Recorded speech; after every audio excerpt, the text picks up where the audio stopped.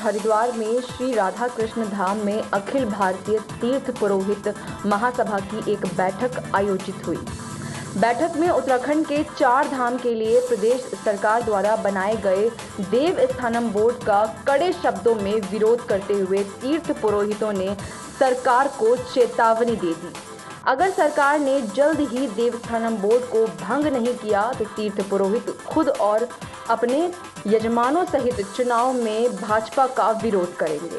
आपको बता दें कि अखिल भारतीय तीर्थ पुरोहित महासभा द्वारा आयोजित बैठक में सर्वसम्मति से यह निर्णय लिया गया कि 4 धाम तीर्थ पुरोहित महासभा द्वारा बद्रीनाथ, केदारनाथ, गंगोत्री और यमुनोत्री 4 धाम के अलावा उत्तराखंड के अन्य पवित्र स्थानों पर देव स्थानम बोर्ड की स्थापना का विरोध और उसे भंग करने की मांग का महासभा पूरा समर्थन करती है। देखिए, अखिल भारतीय तीर्थ पुरोहित महासभा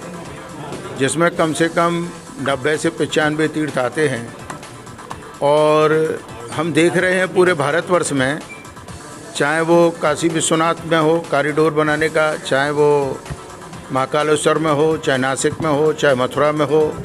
चाहे प्रयागराज में हो, काफ़ी तरफ तीर्थ पुरोहितों की समस्या चल रही है। और ज्वलंत में आप देख रहे हैं चारों धाम में 2-2.5 साल से आंदोलन चल रहा है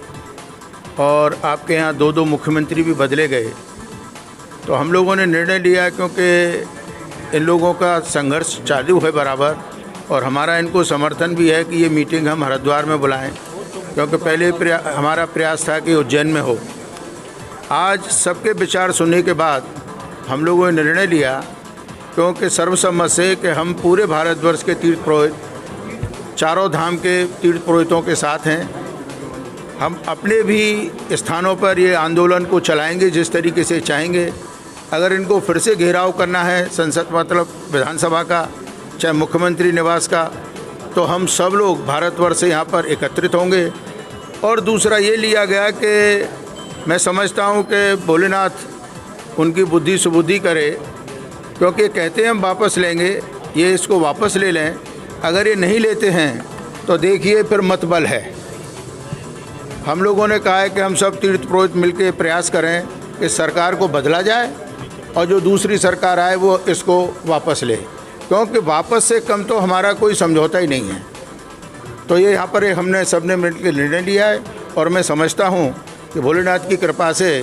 जो भी अभी मुख्यमंत्री धामी जी हैं, हमने इनको पत्र भी लिखे, इन्होंने कहा कि नहीं हम इस पर विचार कर रहे हैं, परंतु वो विचार है, अभी तक क्रियान्वयन नहीं हुआ।